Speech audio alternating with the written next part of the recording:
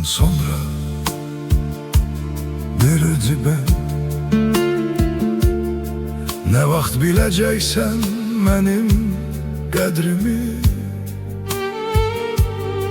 Gözümü bağlayıp ölenden sonra, ya seni sevmeyden imtina edip adını kalbimden silenden sonra, menden kör olmağı gözleme getir. Aç o kör gözünü, gör həqiqəti. Neynirəm o eşki, o məhəbbəti? Mən səni vəfasız biləndən sonra, çox gec olacaq geri dönməyə. Kırılan qəlbimi yenə görməyə. Məni anlayarsan bir gün belki de, ama ölenden sonra.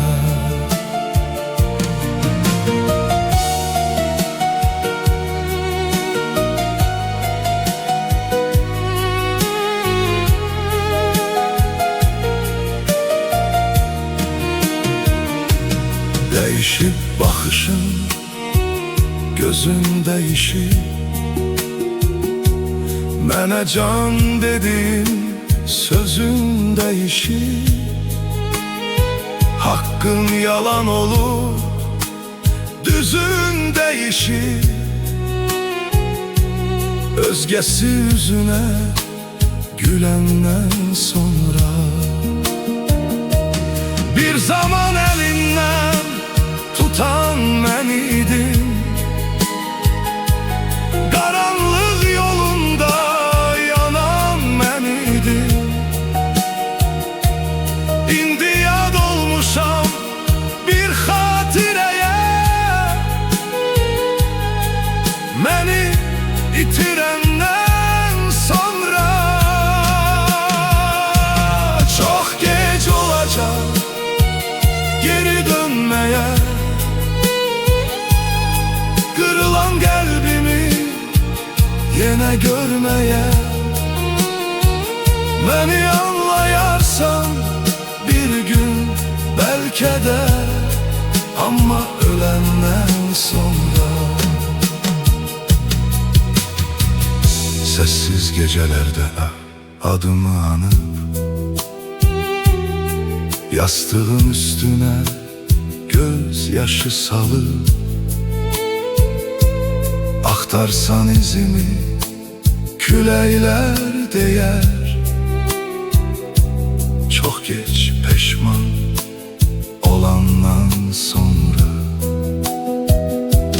Herkes öz emelin bir gün biçecek.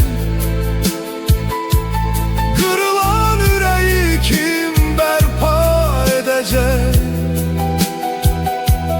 Sevginin kıymeti biliner yalnız,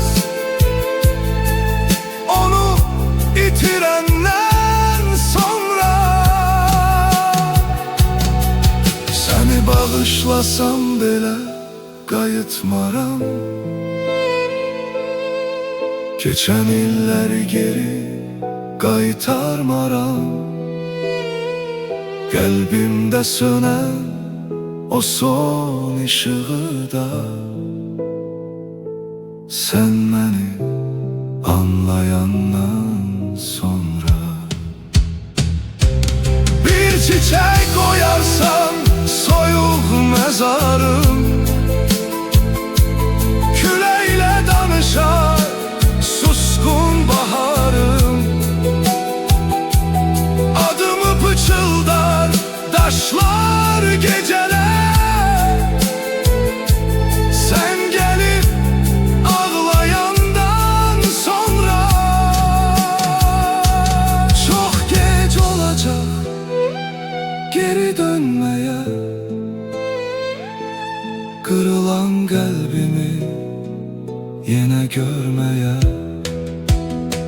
Sevginin qədrini anlayacaksan, ben gözden itenden sonra her şey bitecek, susacak yollar. Sen beni seveceksen ölenden sonra